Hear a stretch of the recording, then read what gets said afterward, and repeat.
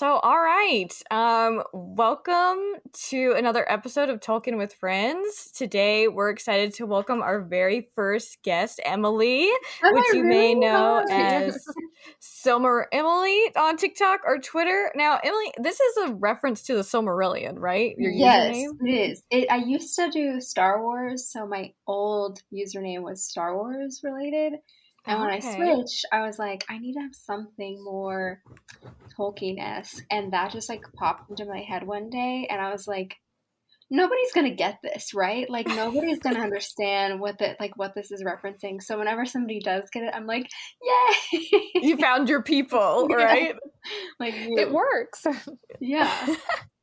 So was that just like a one that popped into your head, or like what was your intro to Tolkien? Um, My intro was my mom. She Mm-hmm. read the books like religiously growing up, and but my first memory is watching the movies, of course. Like I'm Yeah. from the younger generations. Like I just actually finished reading the books for the first time like last week.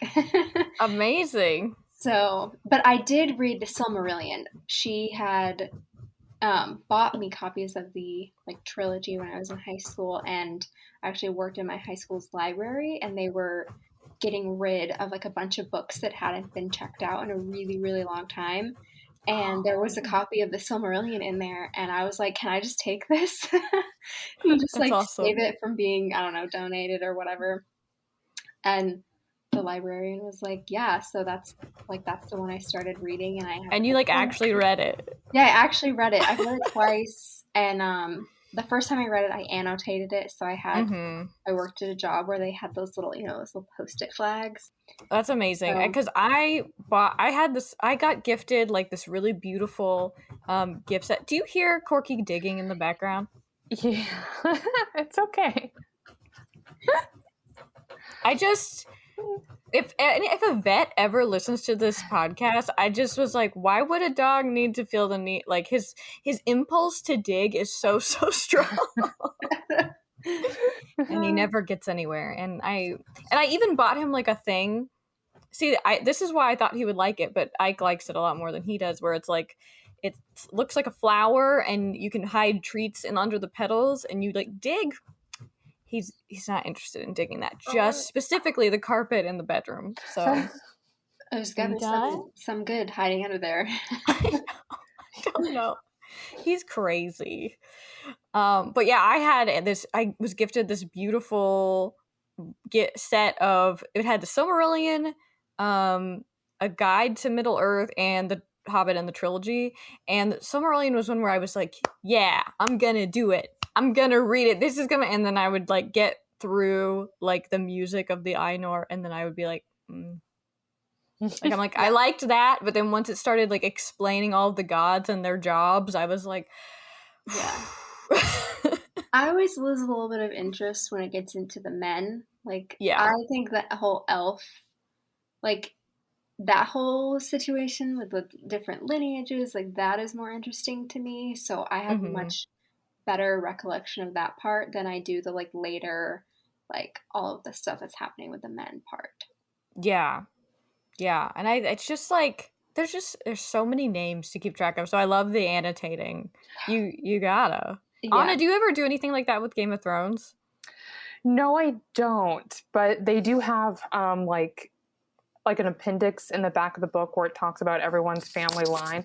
And sometimes you just got to be like, okay, now who was this kid? Like, where did this person go? And you have to check, like, oh, okay, yes, that's whoever. Yeah. But I plan to annotate Fire and Blood because I've heard that it's similar. So just to keep track of all the histories, there will be lots of annotation involved. Yeah. I think it's the way to go with something like that. It is. It's like reading a textbook, but for fun. Like I know. If we ever thought, I mean, as a kid, did we ever think that was going to be our life? Probably not. But here we are. No. And I think it's rare to I prefer to read the Silmarillion, and that is not a common. Yeah, I think that's a really unique I found it entry. way easier to get through than the trilogy. That's fascinating. Never heard that before. Yeah, I've never encountered it. But like I would reread the Silmarillion 1,000 times before I read these again. So, so that's like the intro, and today we are going to be talking about Tom Bombadil and getting to Bree and meeting Strider, aka Aragorn. But first, just because this has just been like something that's been eating away at my brain for the last few days, and I thought it would be fun to chat with you two about, is having a discussion about the way like social media and the role it plays on like media literacy. So just like the way that we understand and consume the media that we are engaging with, right? And that's like, it can be anything. That could be from fandom, obviously fandom specifically for us, but from any TV show, video games, books, movies, whatever. And I've noticed this tendency, and on things like TikTok and Instagram, where I see a lot of creators like in our fandom and in other fandoms where they're just kind of like throwing trivia at folks, and it, I don't know, there's something about it that's like I get it on one hand, like it's quick, easy to digest, like simple stuff that is kind of made for that format. But then there's something about it where I feel like it's reached a point where it's like so prevalent that like it just hit me the other day where I was thinking like none of this really encourages people to thoughtfully consume this or think about this fandom, you know? I don't know if that's something you all have noticed or agree with, but would love to hear your thoughts on that. I've definitely noticed that. I think it is pretty prevalent on TikTok. Like the media literacy of the average TikTok creator or consumer is like pretty much zero. And I feel like part of it is just the nature of the platform. Like long form content is really hard to gain a following on. Like I follow maybe a handful of people that videos do really well and it's just them talking for 3 minutes. Like right, for me, those videos don't do well. Like I think TikTok tends to push the more, meme face 7-second video kind of stuff. And it's a bummer because there could be some more intelligent, thoughtful discussions that TikTok is not necessarily allowing for. And I think a lot of people tend to just go the trivia / meme route because that's what gets views. Right. So yeah, and it's kind of like this self-fulfilling prophecy thing where it's like, okay, so maybe you did want to start out, whether or not starting out, maybe you try thinking about the material, more thoughtfully, having a more nuanced conversation. But then you realize that TikTok pushes the quicker bite-sized stuff. Mm-hmm. And then so you start leaning into that more because you're also trying to get views or whatever. But then at the same time, on the consumer end, it rewards the stuff that you engage with. And if you're not seeing enough thoughtful stuff to engage with, and then you engage more with the trivial stuff. So yeah, I think that there are so many fun and good and interesting things about TikTok. Like I was able to meet you, and I've met like so many other great people that are and I've learned a lot of things. Like, if you're like on like the educational side of TikTok, like you can really learn and like make you think deeper about whatever it is that they're talking about. But overall, just the way that the algorithm seems to work, and I think this is even true, especially with like Instagram getting into reels and stuff. It's like we're all trying to, I don't know, it's interesting to keep like that just keeps like reinforcing itself, know? And then it makes me wonder, well, like, is anybody thinking about this critically anymore? Do you know what I mean? Like, Yeah. I see so many, but there is also kind of like a weird vibe of the trivia stuff. Like, did you know?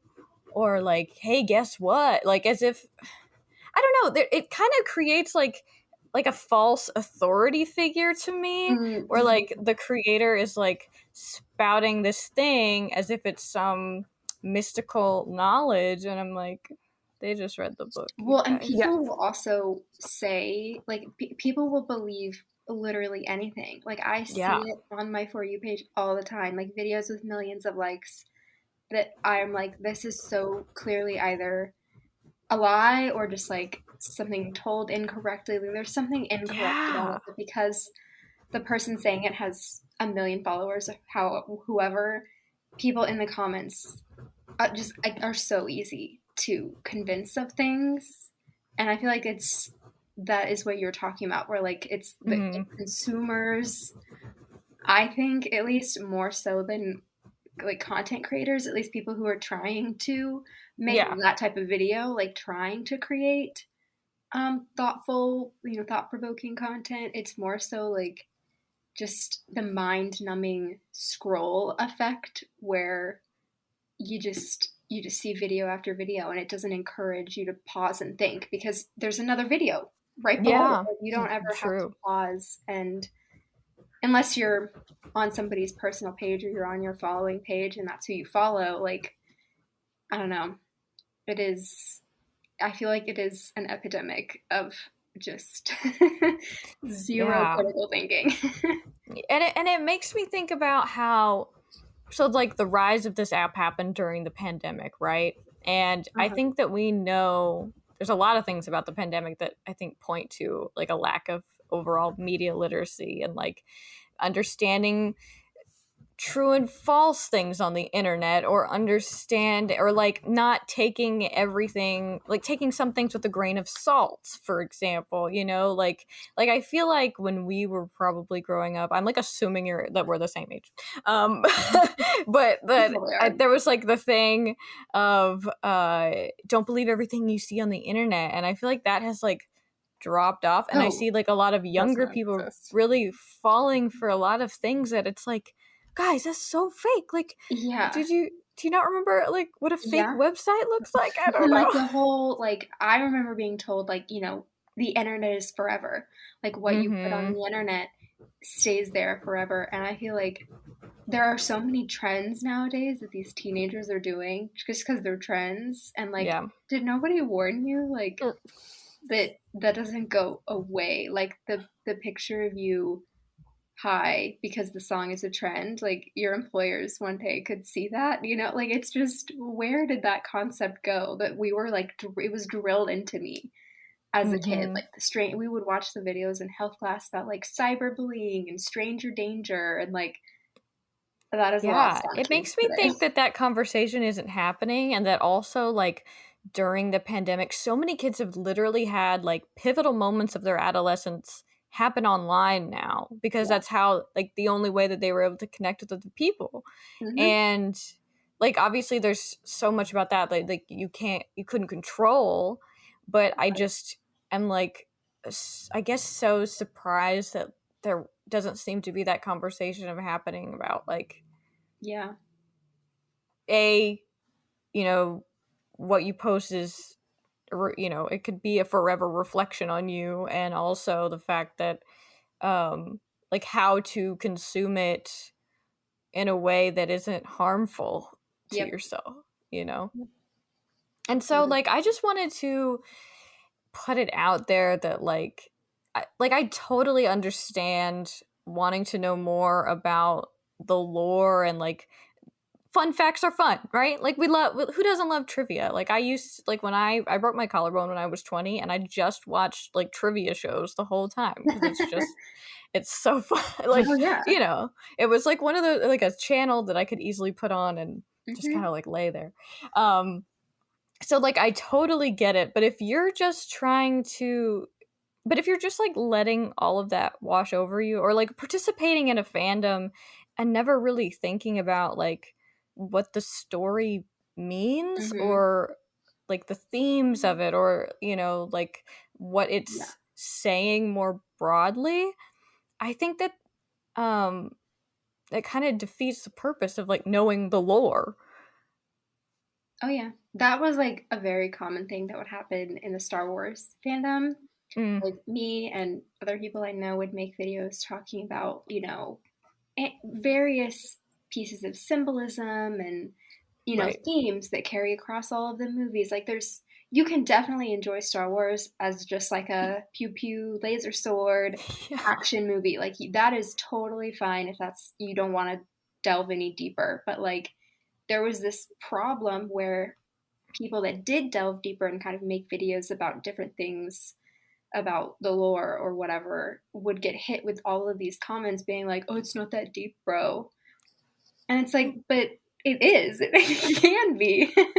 Yeah. Like It's just, there's so many things that's like it's yeah. so obvious. Like filmmakers are intentional. Like you don't make $1 million movie and have all these people on your team, like writers and directors and costume designers and set designers. Like you don't have all those people there, and none of those people think critically about what they're making. Like that's not that doesn't that's There's not no a way you would thing. get that many people to buy into the process of making it. Right. If it Like was all you're surface level stuff, exactly. like like I know that there are those dudes on the internet that are just like they just want to talk about like who could fight who the bestest Yep. and who and Yeah. like but I'm like if that is all you're getting out of this, like I'm Mhm. legitimately worried about you. Yes. No, And it's very very confusing and very frustrating when you're trying to like increase literacy about a certain piece of media and then you just get yeah, hit with the dude bros. I don't there's not even a better word for them. They're just dude there's bros not. that They're just don't want to bros. think critically about anything. And also for some reason, even if they don't want to think critically about it, get mad at you for thinking critically about I it. Like I don't know. understand. It's like Like that TikTok that's like, oh, if you're just boring, just say that. Yeah, And that's literally. that sums it up. yeah, in a nutshell. If you're boring, just say 100%. that. Yeah. So, this doesn't really segue into what we're actually talking about at all, but I just feel like I Just needed want to to get get off that your off my chest. chest. Yeah. Yeah. So thank you for being there for me for that. Because I also don't I think that that's one of the reasons why I was interested in starting a podcast is that like there's only so much I can say in 3 minutes and I know TikTok is adding 10 minutes or whatever. It hasn't happened for me yet and I Whoa. don't really know if I want to do that. I think I would lose all my followers. Like I Yeah. think if I had the It's like opportunity to buckle talk, up followers, we're going on. I mean, that's what yeah. YouTube is for. Like I could talk about it for 10 minutes, but like am I gonna subject somebody to that besides like my mom? No. Yeah. Definitely. Shout out to moms for I'll call listening. her and be like, this is my thoughts about things. And she'll Yeah. listen, but I don't want to put anybody else through that. Just like unfiltered. So yeah, I mean that's Yeah. why we're here and we talk into your ear for like an hour every week, Mhm. so that I can just like get all my thoughts out. And then I put other things out on TikTok, but I mean I'm not like one thing that I was also thinking about is that like I have like what 260 followers at this point. Like, um, it's not very many, but I was also thinking about it and I was like, I feel like the people that do follow me are like pretty high quality That people. Like, is, I would so much like, I've talked about this with other friends before because I've been on TikTok for like 2-ish years. I made my TikTok at the beginning of the pandemic, like March mm, 2020. And I have like followers, but like in comparison, uh, that it's taken me 2 years, it's like not that many, but it's people that like genuinely like that I picked up when I did Star Wars that like still mm-hmm. stick around and engage with my content. And I would so much rather have those kinds of relationships than have like 500,000 followers of bots or people that don't actually like me as a person. Yeah, absolutely. Because it's like, I mean, I think it just because the point of it for me is to just like meet other people that are thinking, like that are want to talk about this stuff. So I think it's much more rewarding in that sense. Because if I was just doing it to try to like gain followers or like try to like be a content creator, like I would be so frustrated all the time. And it's also like really obvious when people just join for like clout purposes. Yeah, that's no fun. No. And on that note, let's talk about Tom Bombadil. Can't wait. So, just as a reminder, the last time we saw Frodo, Sam, and Merry and Pippin, they were just about to head into the whole Old Forest while they were leaving Buckland. But in the movies, they have just escaped the ring wraiths and by jumping onto Buckleberry Ferry. And in the movies, they immediately cut from there to arriving in Bree. So first, we're going to go over the stuff that they skipped. And, there's... Emily, I don't know. I mean, you just recently reread everything. I don't know if you wanted to give like a quick overview of what movie fans may need to know about the Old Forest. Yes. So like I have seen the movies a bunch of times. I only just now read the books, and it was kind of a nasty shock because the beginning of Fellowship for me was incredibly hard to get through because I mean he's just describing Frodo selling his furniture for 2 chapters, and I was like, dude, like get on with it. Oh no. So when I was like reading the overview and I was like counting how many chapters it was taking them to get to Bree, I was like, oh, like there's a lot of stuff in here. So like they get into the Old Forest, and then there is Old Man Willow that is a malicious tree, I think. Yeah, as one does. Yes, runs into a malicious tree. Malicious tree that traps Merry and Pippin, I believe. And then Tom Bombadil comes and rescues them, and they go to his house. They meet his wife Goldberry, and then they travel on through the Barrow Downs, which was extremely confusing for me. I had to kind of Google. I was like, I could not picture. It was something that made me realize how essential the movies are for like picturing his insanely flowery description, because once I didn't have that mental picture in my head, I was like, where are we? Like, what is happening? Yeah, and then it gets covered in fog for part of the time, so it's like, what, I mean, I was like, I don't even need to worry about what this looks like. Yeah. And I was like, what are Barrow Downs? So in the Barrow Wights, like all of that stuff, and this is where they get the daggers, and Tom Bombadil comes and rescues them again and sends them via song. Yes. All the songs. Honestly, like, I have no idea what you're talking about. I like listen to them in the audiobook form, so anytime that he started singing, I'd be like, boo, boo, boo, boo, boo, boo, like in the audiobook, is someone actually try to like put a tune to it, or do they just recite it? At least the ones I was listening to the Andy Serkis version. No hate to Andy, they're amazing. Yeah, he didn't know that. He does the best voices. He actually did like an interview where he talked about like he was in different positions for the mics. Like he was like, for Gandalf I was up here, and for Elrond I like used my hand like that. Like he talked about how he did all the voices, and it was especially exciting when you got to the Gollum parts, because like actually Gollum. So he was good, but the singing, I could not. I couldn't do singing. That's so cute. And like everything Tom Good Bombadil for Andy though everything Tom Bombadil says is sung. And I just was like, true. He's a musical? So Tom, he like shows up singing, and he kind of, even if he's not like singing, he like kind of rhymes a little bit. And he shows up, and he's this very like he's one of the characters that Tolkien never fully explains. He's literally a side quest, right? He's like the famous like Tom Bombadil and the Entwives, and where the mouth of Sauron comes from are like the 3 like Tolkien Silmarils of no answers. Yeah. Like, he never explains. And I think that's kind of what I love about Tolkien. It's like, do with that what you will, make up your own backstory for Tom Bombadil. Well, it's like, 'cause for him it was like a history, so like since Frodo doesn't know what Tom Bombadil is, we don't either, because he's not like an omniscient narrator. He's telling it like it's a history. So I always think Mm-hmm. it's cool that there are things he just doesn't explain and that we can speculate. Keeps the conversation going, even, Yeah. almost 100 years later. Yeah. So Tom Bombadil has the vibe of like he has like a silly vibe, but he also has like a very ancient vibe. And like he talks about being there before anybody else was on Yes. Earth.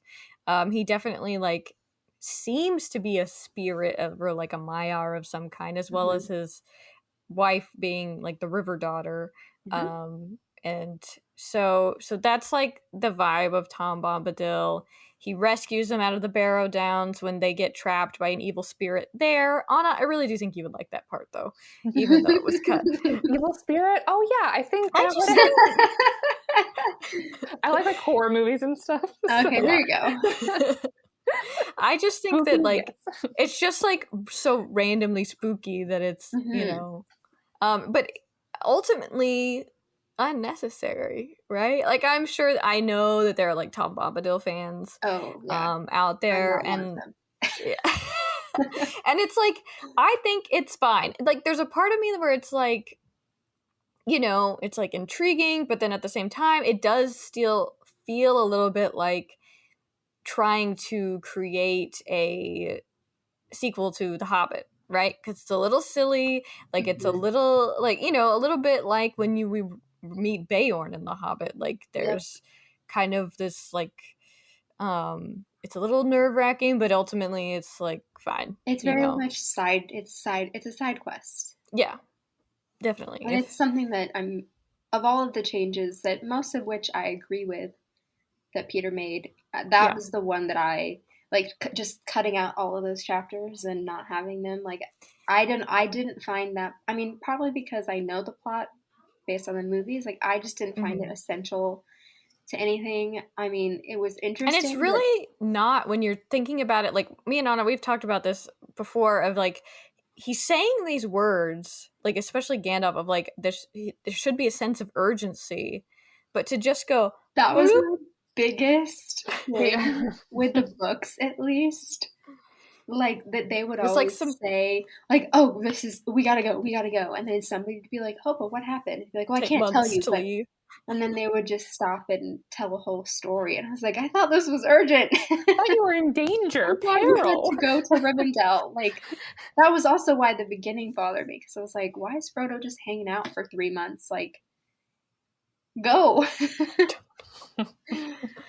I don't know. Yeah. It's like, yeah, you're being pursued by the servants of Mordor.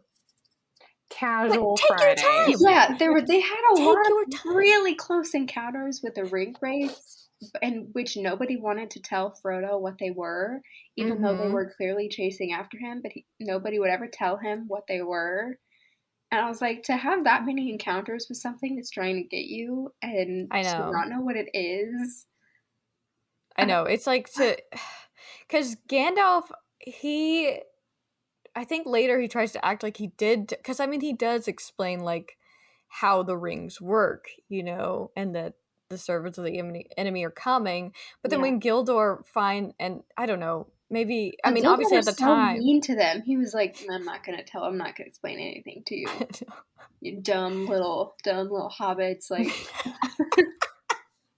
Yeah, it did feel like it was very condescending, like much more like, oh, the elves are better than everybody else, which I'm glad that like Peter Jackson didn't lean into that personality trait. Yeah, and it's funny to think about, especially if like you knowing this Silmarillion, like elves aren't any better than anybody else. No, they made so many mistakes.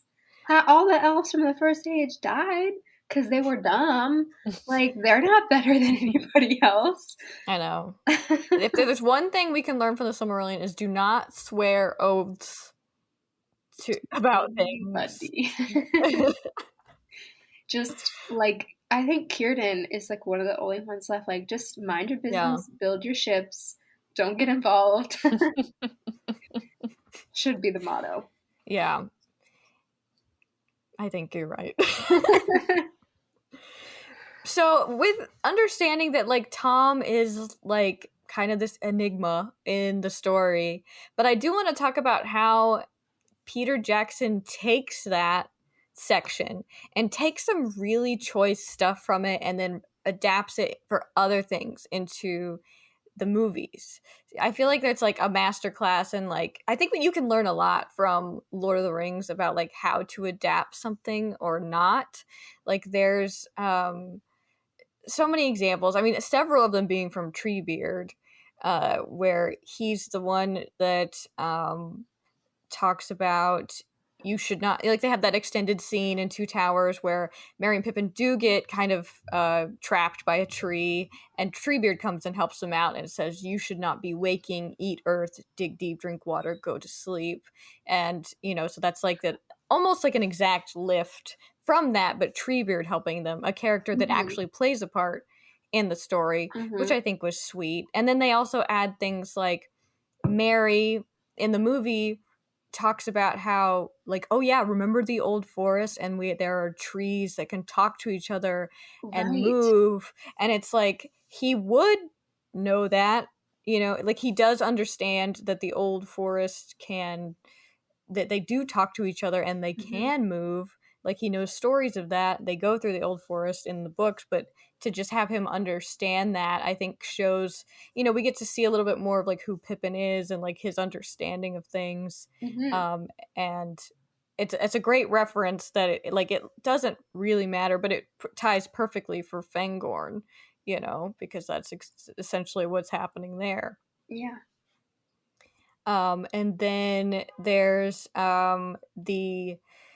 there's a part where Tom is describing the hearts of trees, and they give that like Tom's part is Tom's words laid bare the hearts of trees and their thoughts, which were often dark and strange and filled with a hatred of things that go free upon the earth, gnawing, biting, breaking, hacking, burning, destroyers and usurpers. And they give that last bit to Treebeard to talk about the orcs. Yes. Which I think is that.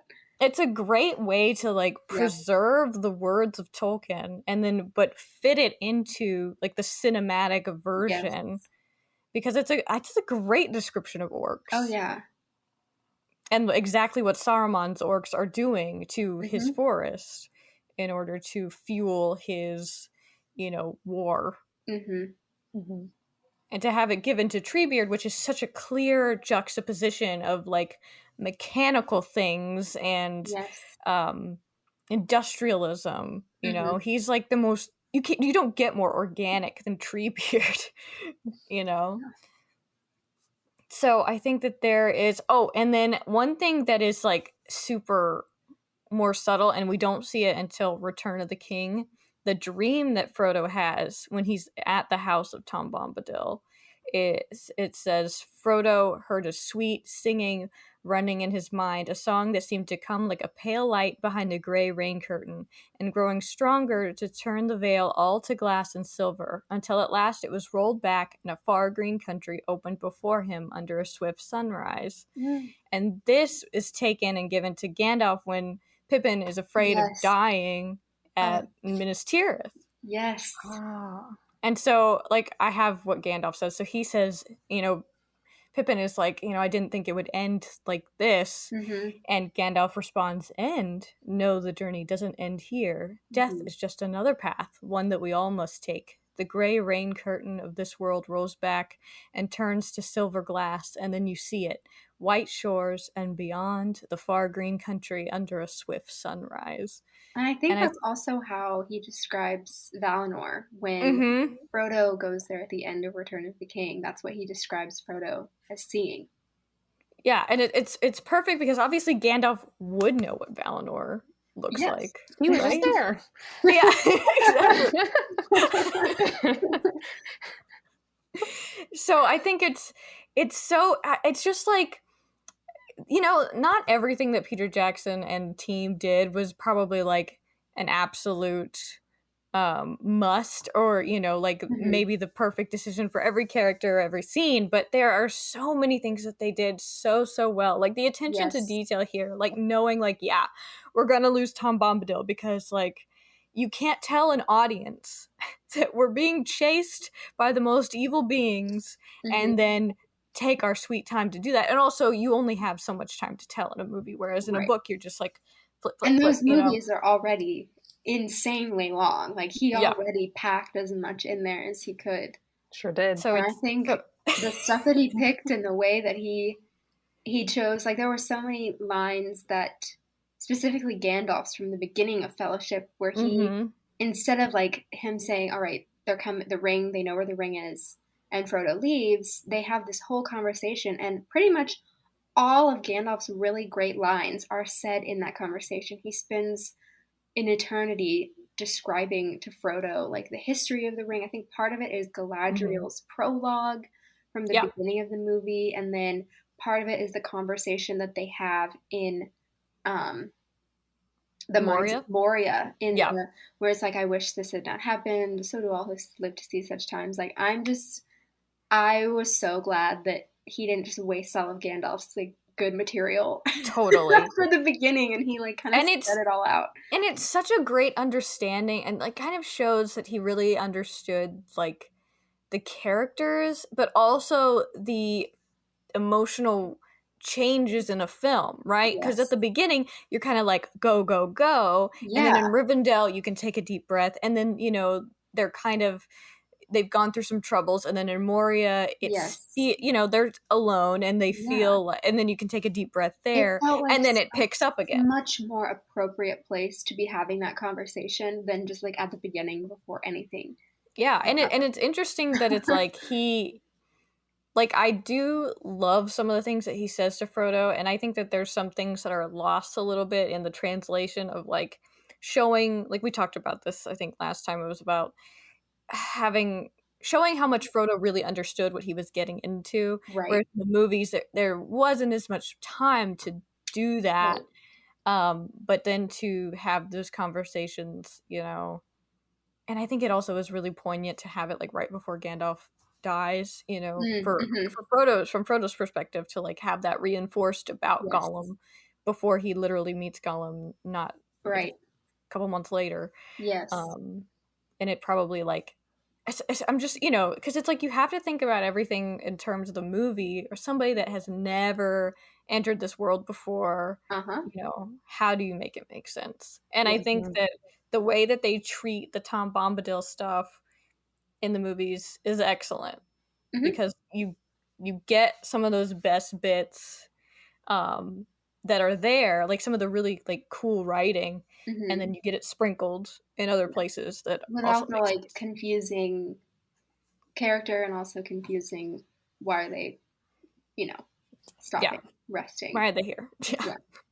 Like they were in a hurry, but we also do seem to have some extra time. So poor little adventure. I know, like, I just felt like there was stay a few days. A lot of stopping that happened in those first few chapters. Yeah, for sure. And even like when they stop in Buckland, they're, Frodo literally asks Merry, he's like, could the Black Riders, like, how soon do you think they'll get here? And Mary's like, they could be here by now if they wanted to. Right, yeah. And it's like, but they still stay the night. They don't leave that night, know? They take a bath. So upon leaving Tom, we finally enter Bree. And so I feel like there's a lot of things you could talk about in Bree, but in me trying to restrain myself, like this podcast is not to go line by line in the books as much. I would. It would be unhinged. Like, it's not necessary. Like there's like the Tolkien professor who literally does that like every week. So check that out if you want. But the things that I really wanted to talk about, which kind of one of them harkens back to some of the things we've talked about before, and then the second being obviously our first big major character edition. So first, I was telling my mom that we were talking about this on this episode, and she was like, I just love Aragorn. Everyone loves Vigo. I was like, this is my episode. Putting my stamp on it. I want to talk about. Give me the Strider. Yes, and you know what's funny is that like he's called Strider for such a good chunk in the books that me and my mom called Aragorn Strider for a long time before we saw the movies. You know, like in the movies, I think they make it more clear, like he's Aragorn, but he like the hobbits, because the books are pretty much always told from the perspective of one of the hobbits. You know, it's they say Strider a lot because that's what they were I introduced think to him. he's still. I think like Sam at the end of the book, He still does. calls him Strider, which is not something that happens. They pretty quickly once he has revealed his true identity, they pretty quickly drop the Strider.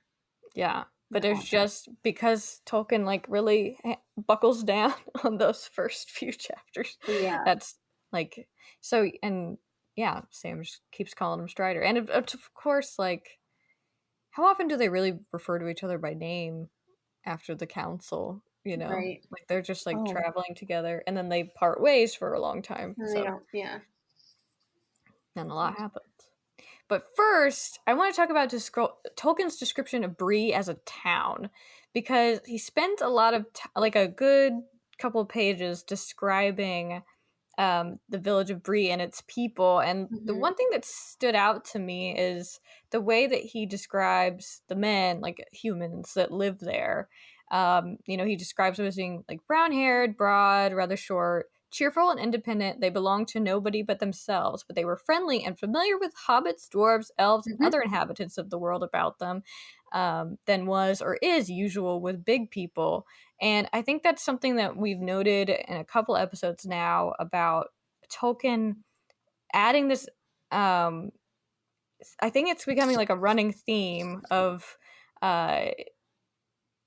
like anti-isolationism. You know, he talks about how in the foreword that hobbits were afraid of elves, even though they probably learned a lot from them in the beginning, but now they associate them with the sea and death, and they are afraid. And even like some hobbits in the Shire don't even think elves exist anymore. right. And then you see like this contrast of Frodo, who can like speak Elvish and is like friendly with the elves, and like the good that that kind of brings about for them, you know. And so we see it again here in Bree, where he, you know, goes on to talk about the hobbits that live there and how the men and hobbits live together in Bree, and he calls it a peculiar but excellent arrangement. And so I think it's just like it's one of those things that probably upon first reading or even like seventh reading, you know, like I didn't really notice, but now it's really, especially when we see like a lot of turmoil in the world and a lot of like, I don't know, just like people being afraid of each other or unsure or like, or and like now when we're more aware of like how important like cultural competency is, I think that it's like, you know, there are so many things where I'm like, Tolkien, you were ahead of your time. We weren't picking up what you were putting down. You know, so I'm calling it a theme, and every time I see it I'm going to point it out. I mean, that. It's not like the internet trolls are helping you think about it any less. So exactly. Yeah. That is not something I ever put together, but I love that. Yeah, I keep seeing it, so now it's like we've seen it a lot in the Shire. I think he's really trying to point to how hobbits and people that have like kind of point, you know, they've laid down their roots and they're really interested in their families and like their the world around them. But then it's like, because he clearly has a great love for the Shire, you know, like you can tell by the way that he describes it and the people, and it's like nice and everything, but they don't have a lot of problems. But he talks about how he's clearly hinting at how this could lead to problems, and I think that's what we see with like the scouring of the Shire, because they were not ready for that. They were not ready for the world to be at war. Yeah, you know, and this isn't really seen in the movies because in the movies he has hobbits say like war's a brewing, and I don't think that has ever entered our book hobbits' minds at this point. No, yeah. So Peter Jackson makes our movie hobbits a little bit more aware of the world than what they actually are. Yeah. which I think is interesting contrast. So the pending doom of like a great war has been talked about for a long time in the books. So when they're like, "Oh, it's happening right now," they're a little surprised, or what are you trying to say? Oh, so like the hobbits in the book, they are so isolated from the rest of Middle Earth. Like I don't even think it occurs to them. Like they know that there are men and dwarves like make their way through the Yeah, Shire to get because to the they're like Blue on that Mountains. road to the east. Like he describes multiple times how there's this like old road that used to be more traveled, and that hobbits used to have more interaction, like you said, with like elves and men and stuff. But like that has kind of separated, and I think it's more like towards the Bree end that's all happening. Like how the men are familiar Yes. with hobbits, but It's like a very unique situation in Bree because like the rest of the yeah. Shire, they really just keep to themselves, and Hmm. Bree really kind of keeps to Bree. But because they're at this intersection of like the East Road and then the Hmm. Greenway, which isn't really traveled anymore, there used to be Yeah. a whole lot of like interaction and like trade with Hmm. other groups. But now but at the time of Lord of the Rings, these hobbits are so isolated that Hmm. they have no clue what's going on in the rest of the world, you Hmm. know? But in Peter Jackson's version, he has them act as though they are suspicious about like queer folk abroad, and like literally says things like wars are brewing and, you know, Hmm. like mark my words kind of thing. But our Well, they book take Gandalf hobbits, coming as like an omen, which a lot of yeah. people do, Mm-hmm. but like they take him showing up as like a bad sign, and like they sort of know. I mean, I think they still do in the book know what happens with Bilbo, because they are like, oh, he went somewhere, now he's rich, and like Yeah, they dwarves do. dwarves are always at his house. Like they kind of True. have that concept, but But I do think they kind of chalk it up to just Bilbo being a weirdo. that's exactly what it is. And they're like, oh, well, at least Frodo's good. You know, Frodo's not like his crazy old uncle. Yeah. And that's So why he it's like like, hides that he's leaving and stuff like that, because they, yeah, tries to not make it a big, because he doesn't want them all talking about it yeah, and then people finding out that right, way, you know. So we've got this he's really trying to make it a point in the book of being like, hobbits don't deal with other people, they don't know hmm, anything about the outside world, they definitely don't deal with elves anymore. Like hmm, dwarves come by, but they're really, you know, they're wary of men. And even in the book it says that when Sam gets to Bree, this is his first time seeing men. yeah, And it's Oh. like, I mean, how would you interpret that in a book to show? Like, I think they do try to make it like they seem very upsetting and like scary, you know, like with the rain and like the shots of like yeah, Peter biting into the kid yeah. and like the way that they're drinking the beer even is very like uncouth Yes, and they make them Oh. seem very out of place, especially yeah. like in the pub. They make them look very wary of everything. Hmm. So it's like they're in this very foreign place, still don't understand why Gandalf hasn't shown up. Right. And then enter Strider, who is told to them is a ranger. Hmm. They and it's funny that the connotation of rangers is that they're like this mysterious, like no good, you know, they just kind of come and go, Yeah. um, and that they're strange, you know. Hmm. And then you know, Frodo asks about Strider, and the innkeeper tells him a little bit about him, but that he doesn't really know what his real name is, and says, "Funny, you should ask about him," and then walks away. It's like, Yeah. oh, thanks. So come to find out, like Strider is Aragorn, and he knows that the Black Riders have been in Bree. They've already been there. They've been already asking about Baggins, right? Because they had to get that way before they could get to the Shire. And so he does know what's up, and Gandalf has already briefed him on Frodo having the ring, because Hmm. Aragorn helped Gandalf find Gollum in order to get, you know, to find out what Gollum had told Mordor in the first place. That's how Gandalf knows that, you know, about Shire Baggins. Okay, that's not but super clear in the movies. No, in the movies they cut to like Gollum's hand going like this, and he's being tortured and just like Shire Dragons, and then cut to Nazgul leaving Minas Morgul, and which cinematically that makes sense. I know Nazgul are very scary, gal. Yeah. So, but in the books, Aragorn is the one that helps Gandalf track that information down because he's excellent at tracking.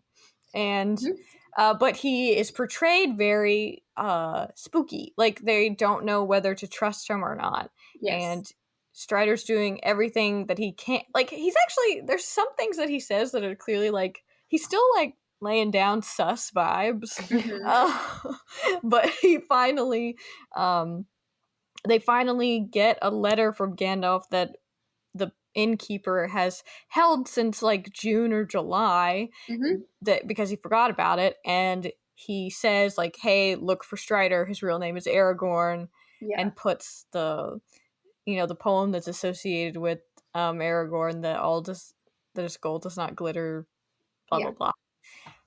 And so that is when they are like, Frodo's like, all right, I'll trust you. But Sam, bless his soul, he is still like, I don't know. He's like, I don't know about this guy. He looks very rascally, and he suggests, like, once Frodo is finally like, oh, like, why didn't you mention the poem or whatever? And he's like, I didn't know the poem. I didn't know there was a letter. I didn't know there was a poem. I was just trying to convince you the best that I could. Yeah. And Sam is still like, no, you could be pretending to be Strider. You never mentioned this before. And I just love that he's like, so Strider responds, if I had killed the real Strider, I could kill you. And I should have killed you already without so much talk. If I was after the ring, I could have it. And then he goes, now! Like he gets up, flashes the hilt of his sword, and then he's like, but I am the real Strider, fortunately. I am Aragorn, son of Arathorn. And if by life or death I can save you, I will. And then, as we know, that line gets taken to the Council of Elrond, which makes a lot of sense because he's actually committing to Well, in the movie, they don't find out. Like, I thought it was funny. Aragorn in the movie is very like hesitant. Like he doesn't want to accept his fate. He wants to be the ranger. He wants to kind of do his own thing, and so they don't find out that he's Aragorn until much later. And I thought it was funny that like in the book, he's all mysterious. But then like Butterbur comes in, and he's like, "Hi, I'm Aragorn, son of Arathorn, heir to the throne of Gondor." Yes, and I'm just like, well, hold on a second. Like, he was very willing to give that information, and I was just like surprised that he's a little different in the books than he is in the movies. He's so different. So that I think that is one of the big departures characterization wise. Yeah.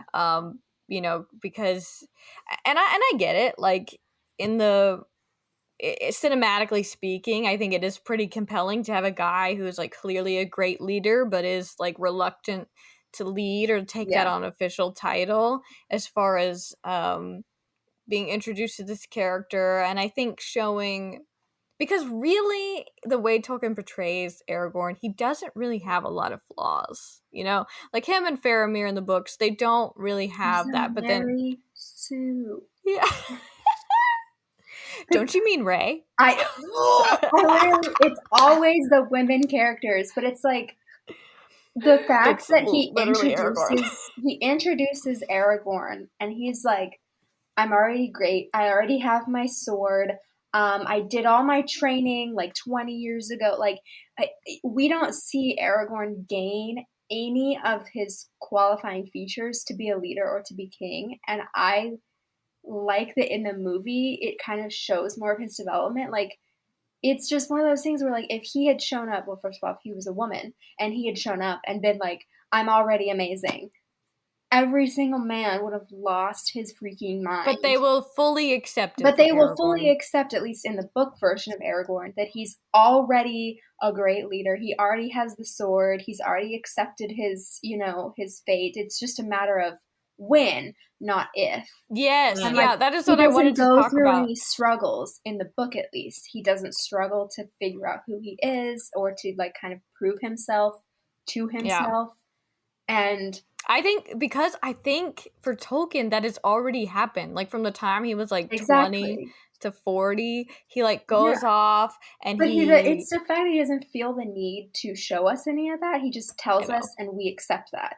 Whereas with female characters, that is not the case. And I think it's good that in the movie it shows Aragorn's struggle a little. I think it makes him more relatable. I think it makes him a better protagonist. And like, you know, obviously I think Peter Jackson kind of shifted the main characters a little bit. Like he kind of moved the roles around a little bit. Like I personally don't think the books Aragorn is as main of a character, but in the movie I think Peter Jackson definitely intended him to be the main hero of the story. Yeah, it's like him and Frodo, I feel like, in the movie. Yeah, like he and Frodo to me in the movies are the main characters, and I don't feel like that was the case for book Aragorn. Yeah, at least. Anna, who did you feel like is the main character?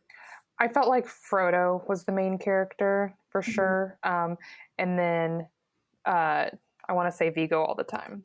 Just say Viggo. Aragorn. We know who it is. We know who you're talking about. I mean, he literally is. Like, there's nobody else. Yeah, it's such a good match. He's beautiful. So good. He's got that swagger that he does. And he's not hot in any. Personally, I don't think he's hot in any other movie. I don't think he's hot in real life. It's just as Aragorn. Like, it's something about the character. Yeah, I think that Viggo is an amazing dude, but like I'm not like drooling over Viggo. No, I'm not like obsessed with him as an actor, but like he's such a good Aragorn. It's like but did I watch Eastern Promises because of Viggo Mortensen? Yes, I did.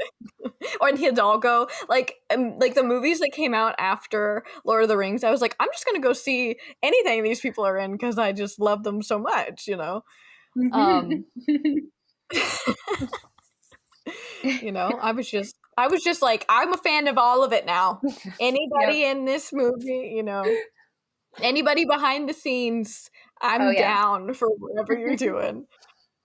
And that's one thing I've loved to see with like Weta, you know, becoming such a big name in Hollywood. Like they're a part of like the CG and like prop making for a lot of major franchises now, and I'm just like, Richard, what else have they done? God, I feel like they're a part of a little bit of everything now, but let me do a quick Google. Please. I think they did something for Pacific Rim, Thor, Ragnarok. Well. Blade Runner 2049. Don't know. Ghost in the Shell. Warcraft stuff. I feel like Krampus. Because I think that they're like I think Weta Workshop. I think that was Weta Workshop. They are the ones that do like the more physical stuff, and then there's Weta Digital that does a lot of the effects. Okay. Oh my gosh, the Batman. Oh. Did you guys see that? They're gonna work on Moon Knight apparently. Well, they have then. It's coming out soon. Yeah. Avatar. amazing. Hawkeye. The show. They did, you know, they've done stuff for Marvel. They worked on Thanos. I think they're just everywhere. Yeah. You know, good they're for like, them. Yeah. And I think I truly think that like Eternals, Shang-Chi, Suicide Squad, I mean they're everywhere. Yeah. The Green Knight, oh my gosh. That's amazing. Probably literally every movie, big major movie that needs digital effects. They're a part of it. So that's been really lovely to watch their kind of journey, because I think, you know, they were just kind of like kids with a dream, the same way Peter Jackson was, and they get this huge job and they really went for it. And I think that is one thing that like I'll probably say this in every episode, but like the love and like the care that team put into these movies, it's like tangible. It's Mm-hmm. I just don't think it's something that you see replicated very often in No, I movies. can't think of a movie before or a movie since that like measures up to that kind of commitment.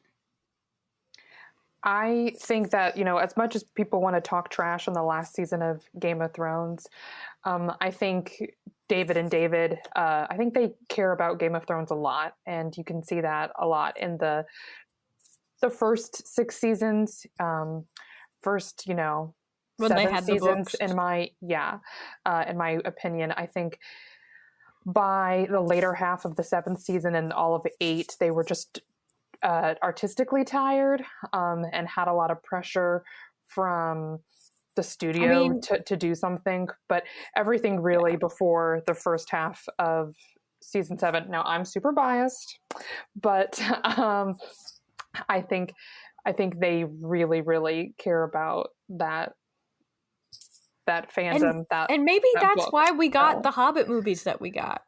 Peter was tired. mm-hmm. He's been Yeah. doing this, you know. I mean, it's like it was like several years that they worked on Lord of the Rings, and then they did it again for The Hobbit. Yeah. I I think mean, it and I also know, suffered from the prequel effect, which is, you know, the original Star Wars, George Lucas had what he had to do the effects Yep. for the original trilogy, and yes, he if he had the opportunity, the original trilogy would have looked just like the prequels. It's just the technology wasn't up to par. So like it could very well be that they cared a lot, and that's why they did the miniatures and all the practical effects. But it also could be that like in the early they 2000s, needed them. CGI wasn't up to par. Like they probably put all their money into Gollum and just were like, all right, build everything else. Whereas like, you know, when the prequels came out and then hence with The Hobbit, like digital effects had kind of caught up, and it's obviously so much easier and cost effective to Yeah, do things in a digital environment rather than, you know, building things with tinfoil and tissue paper. So I don't know. I think they yeah, suffered from the same things that, you know, just getting overly excited and being like, "Oh, we can make things so much more detailed and we can create these environments that we couldn't create before." And like it just doesn't measure up to the practical yeah. effects that tend to, you know, they don't age as bad as digital effects do because they aren't True. as constantly evolving. Like the Yeah, prequels just don't look as good because digital effects have way surpassed. So it's like you want to make something modern, but modernity in terms of digital effects only lasts a couple of years and then it just looks Yeah. dated. yeah. I would have So loved with The Hobbit if they had like just focused on like I think Gollum and Smaug looked beautiful. If they, Smaug you was know, if they had amazing. just been like these guys are going to be like the digital characters, and then Yep. we're going to do more practical stuff. Like the orcs being CG was very strange Yeah. because it's like we've only seen practical orcs before Yeah. ever. It felt like you were You watching know, a video game for most of it. it did. And then And then they especially also, with the you know, wanting to make 3 movies out of a book that is smaller than each of the Lord of the Rings trilogy books that were each one movie. It's just like yeah, it's it's a just kind lot. of the greed of the trilogy. I think Harry Potter kind of started it where they split the last book into 2 Yeah. movies, and then Yeah. the Then Hunger everybody Games, was doing that. the Yeah. Hunger Games split Twilight the did last it. book into 2 Yeah. movies. Twilight, the last book was split into 2 movies, so I think they tried to kind of follow that route, but Yeah. there just was not enough content in The Hobbit to do that. Yeah, and I think I heard that the original plan was to make it 2 movies so that they could add in the stuff with the Mirkwood, like Dol Guldur, with Mm-hmm. Gandalf and the White Council stuff, which I think that Mm-hmm. was cool. Like I was there for that, but Yeah. then it was just like everything's had to be so epic and like Yeah. Well, that's why insane. we had to get a weird love triangle. And that's why they added Yes. Legolas for some reason. And like it's just like they had to add so much stuff to make it 3 movies long that Yeah. it was all wrong. Yeah, it was sad because I was so ready. Like, I was so ready for that. You I know know, what I and I was like, mean? oh, a female elf. Yes, another female character that, famously The Hobbit has zero. Zero. So, and I mean, and Peter did such a good job with increasing the female representation from the Lord of the Rings, giving Arwen more than one line, and Yeah, like making love Eowyn that. more of a main character. And Mm-hmm. he did such a good job increasing that representation.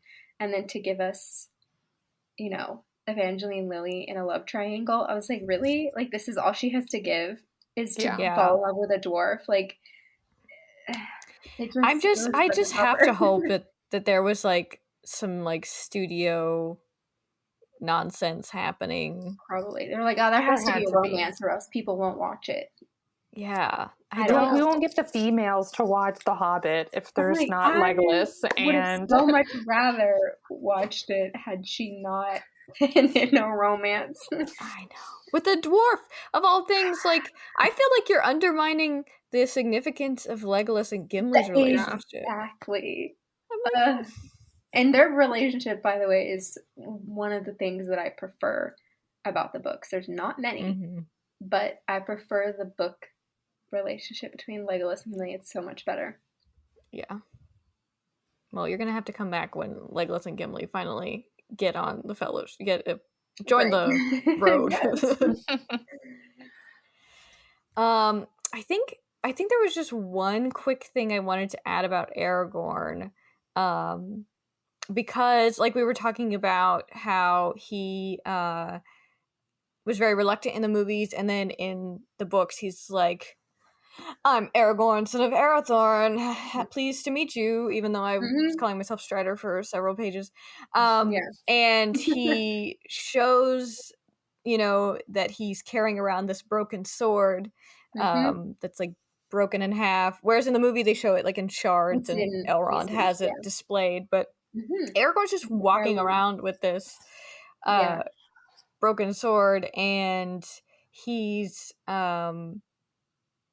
talking about, and then later we find out that he says that it will be reforged once the ring is found. And obviously by the time we meet him in Bree, he does know about the ring being found. Mm-hmm.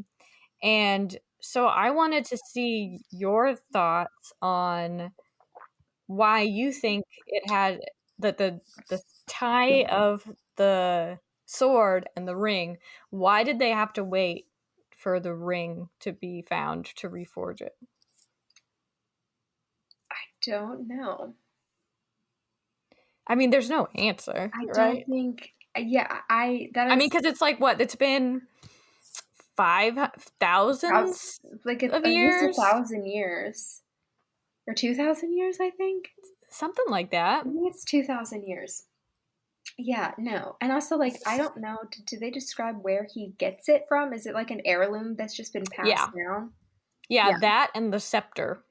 right.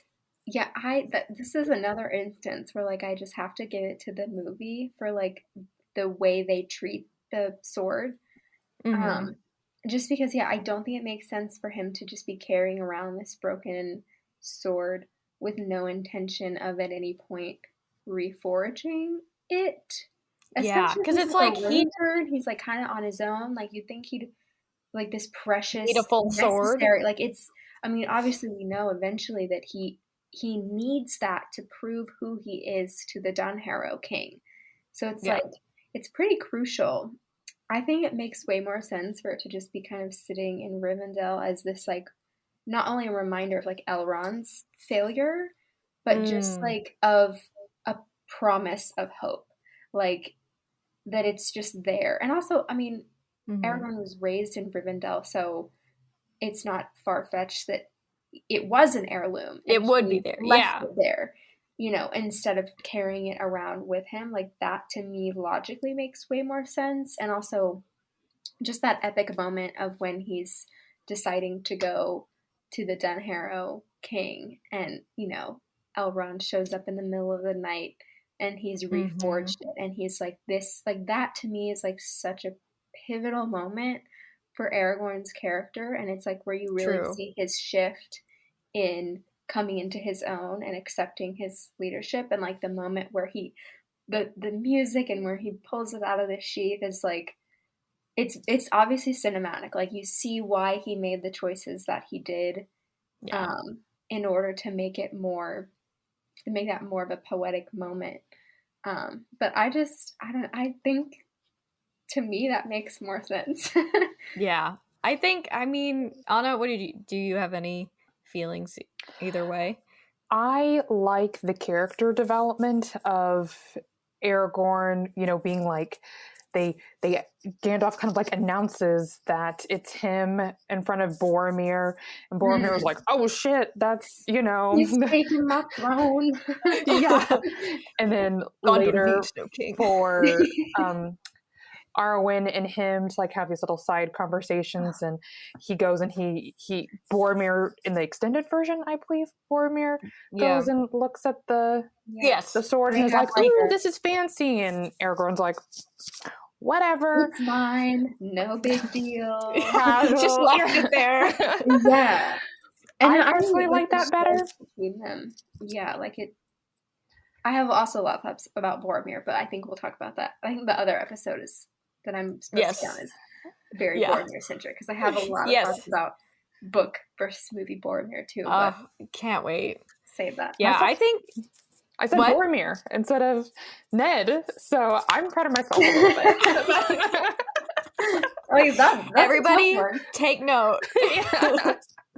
We're converting Anna. I think I just wanted to entertain. I mean, this is just a guess into like Tolkien's brain, but as far as like reforging the sword, when they, waiting to reforge the sword until they're literally about to go destroy the ring. After, when they leave Rivendell is when they finally decide to, and he says in the book at Bree that, it's almost time to reforge it. Yeah. And my theory is that because he is a descendant of the Númenóreans and specifically Isildur, that I think it speaks to like his line, and also himself having like a feeling of responsibility for the fate of the ring, because Isildur didn't immediately destroy it, that so his fate is tied to it. And I'm sure that like the way that magic works in Tolkien's universe, which isn't really explained, but I feel like that there is something important about that because it was Isildur that didn't destroy it, that Aragorn has to be the one to see that through. And it's, it's the sword that cuts the ring off of Sauron's hand, so no, it is. So he has definitely significant. Yeah. So I think to me that is the thinking there, but when translating to the movie, like you would never put that together. I mean, you might, but like as far as because it's a book, he can spell, like Tolkien loves to just spell things out for you directly. Like he has multiple characters oftentimes say the same thing multiple times. Yep. And it's very like I'm telling you what's happening. Whereas movies can't really do that, and if they do, it's usually not well received. Like you kind of have to assume your audience is intelligent, and so like if he had just used the direct dialogue from the book, it would not have been in any way, cinematic or poetic at all, because there's a lot of stuff that is just kind of directly stated in the book by characters that would have been really weird dialogue for a movie. There's a lot of good quotes, but in terms of like characters talking to each other, it's not as good. I know, it's always very like chunks, right, where there's like this great bit of exposition and you do learn a lot about what's going on and like some backstory that we've talked about, but then the movie takes that and tries to show it to you rather than like sit there and hold your hand through it. And I don't think I agree that I don't think the book's version of the sword would have translated as well to the movie. Yeah. And I think that's what we tried to lay out probably in like the first episode, about when we talk just about adaptations in general is that, like, and especially when we're thinking about the Rings of Power coming out in September, is that, like, you can have this book and you love everything about it, right? And then you can equally have the movies and love the way that they did those, you know? And so it's like you don't need to, nor should you expect like a one for one, because what I mean, it's like, what's the point? Like, you have it already. Yeah. It's already there. Yeah. So, you know, we're fully in the camp of like, let's see what these Amazon people do. Yeah. With this. And I think people are, I mean, I know you had the commenter on your page thinking that they were trying to make a TV show of Lord of the Rings, the books, right? And but you didn't do your research before you did that, did you? And it's like, I don't know, this like hero worshipping of Peter Jackson is very bizarre to me. And to think that you are gonna, like, think about all the moments that we literally just spelled out, that they lifted exact dialogue or exact lines and then use them somewhere else. They're not going to be doing that with the appendices or the Silmarillion. Because that's not how that was written at all. There are no lines. There's 2 chapters that cover the Second Age, I believe, in the Silmarillion. And there's like a handful of lines. Yeah, it's like very broad sweeping. It's not the same type of story, and it would be impossible, quite literally, to do like a one for one, which, I mean, it wasn't even possible with these.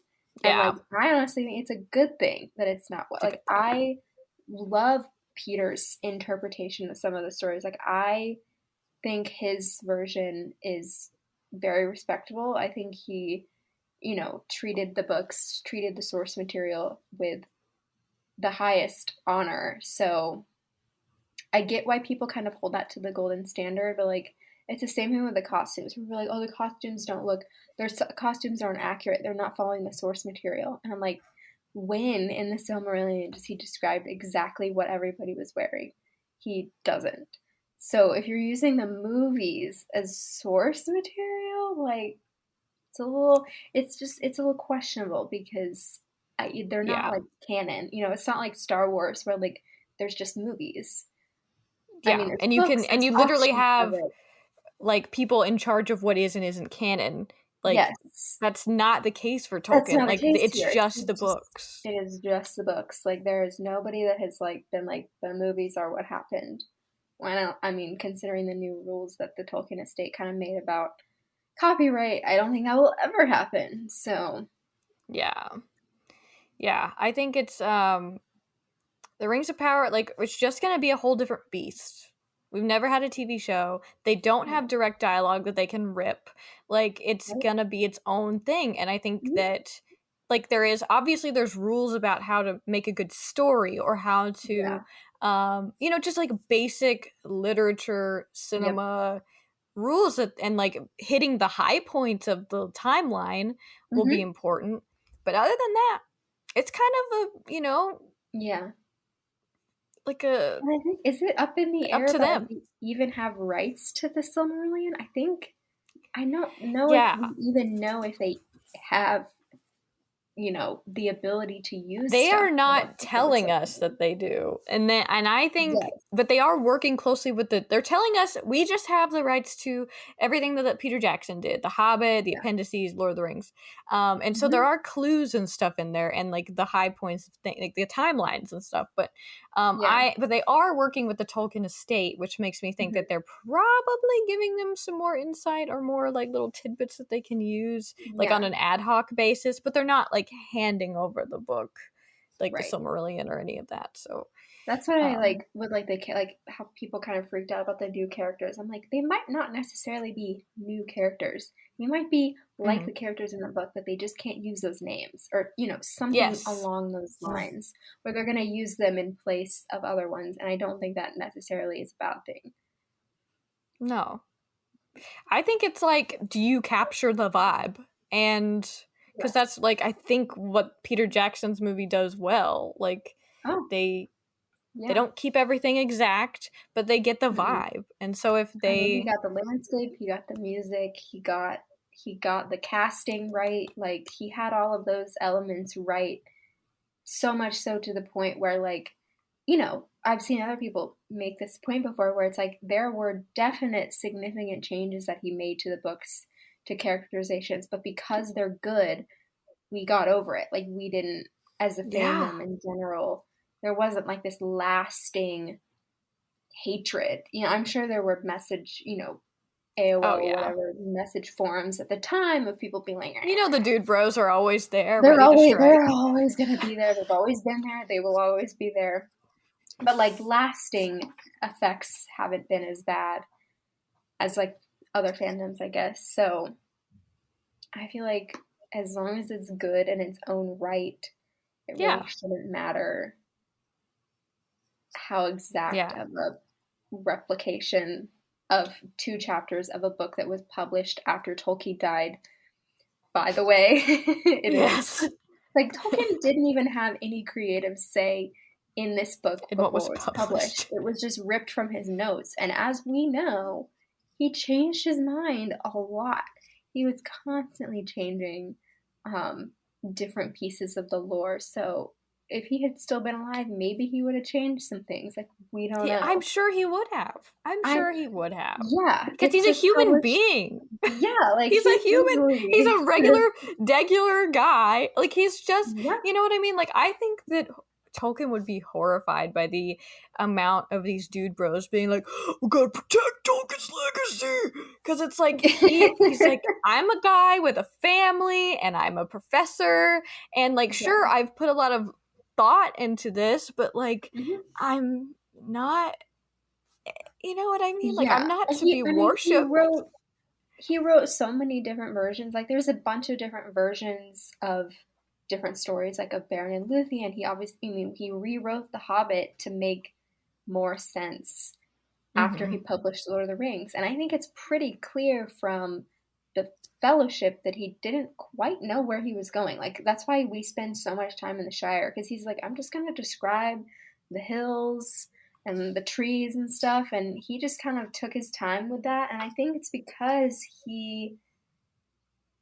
what he's writing, he doesn't think is like, I don't know, like as high as these people now regard it, to the detriment of the people who are consuming the media now. Like, I always say, like, they're not making the show for Tolkien. He died 50 years ago.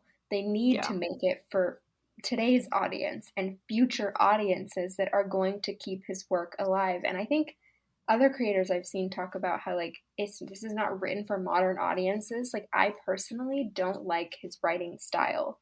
Like, I don't like the, like, characters telling each other what's going on. Like, and I think that's why most people who are fans of Lord of the Rings now are fans of the movies. And honestly, after reading the books, I wouldn't blame you for not reading them and just being a fan of the movies.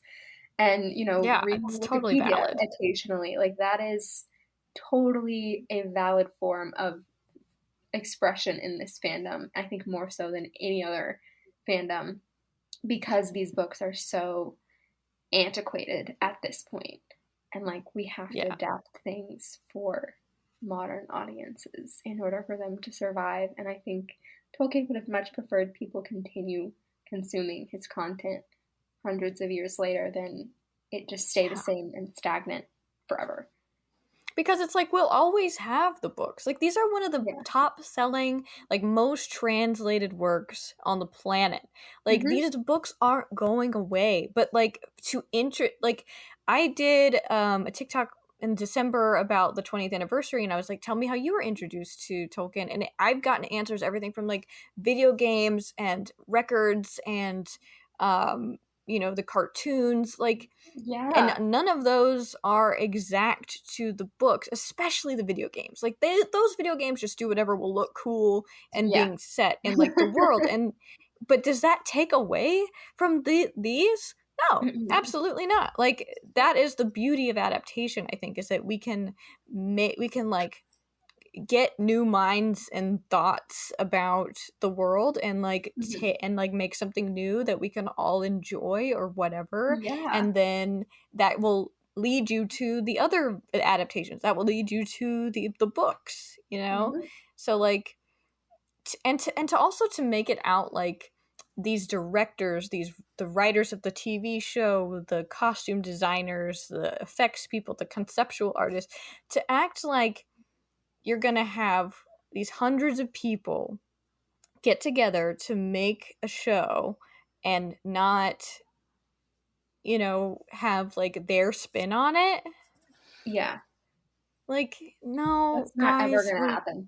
That has never happened. That's not like possible. like being married to like an artistic person, like the that would not make any creative person want to participate in No. the creation of the Oh show. no.